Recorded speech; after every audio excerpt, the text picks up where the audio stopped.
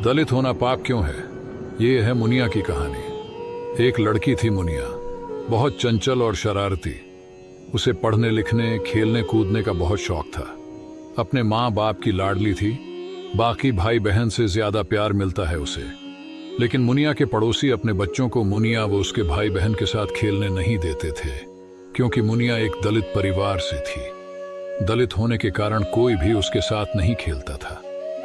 मुनिया को बहुत बुरा लगता था। गलती से मुनिया किसी से टकरा जाती तो वह व्यक्ति अपने आप को अपवित्र मानता और तुरंत नहाने चला जाता। मुनिया अपनी माँ से पूछती कि माँ, यह लोग हमें अछूत क्यों समझते हैं? माँ कुछ न कहती, अपने काम में व्यस्त रहती। उसके पास जवाब नहीं होता था शायद, लेकिन मुनिया निराश नहीं होती थी। वह प्रत्येक दिन होमवर्क करके स्कूल जाती। होशियार थी, मास्टर जी से उसे शाबाशी भी मिलती थी। लेकिन जब खाने की छुट्टी होती तो उसे आखिरी में थाली मिलती थी। उसे बाकी बच्चों से दूर बैठाया जाता था। भोजन भी सबसे आखिरी में मिलता।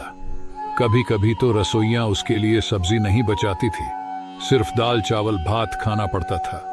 खाने के बाद सभी बच्चे खेलने चले जाते, लेकिन रसोइया मुनिया को झाड़ू लगवाती थी, यह कहकर कि वह अछूत है, उसका खाया हम क्यों साफ करें। तो बच्चे मुनिया को बढ़े भी दलित और अछूत बोलकर चिढ़ाते थे, उससे घृणा करते थे। मुनिया क्या करती, वो सब कुछ सुनकर घर आ जाती थी।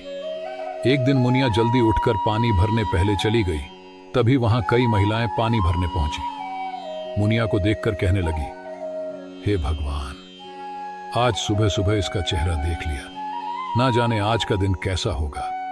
उन्होंने मुनिया को दूर भगाकर खड़े रहने को कहा। जब सभी महिलाएं बारी बारी से पानी भरकर चली गई, तब मुनिया पानी भर पाई। इतना ही नहीं, जब मुनिया तालाब पर नहाने जाती और किसी दिन वे महिलाएं वहां पहुंच जाती, तो मुनिया को उस घाट से दूसरे घाट में भगा देते।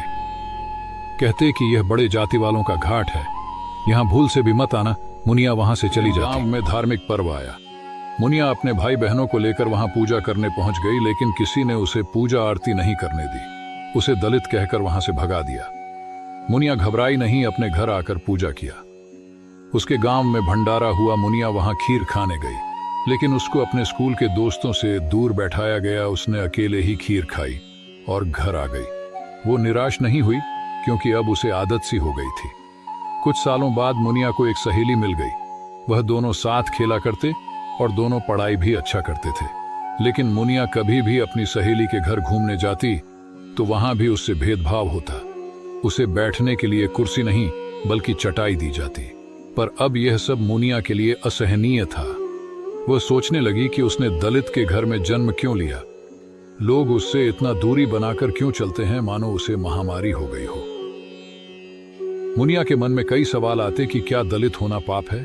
वह धीरे धीरे सबसे दूर होती गई और सारे सवाल उसके अंदर ही उबलते रहते।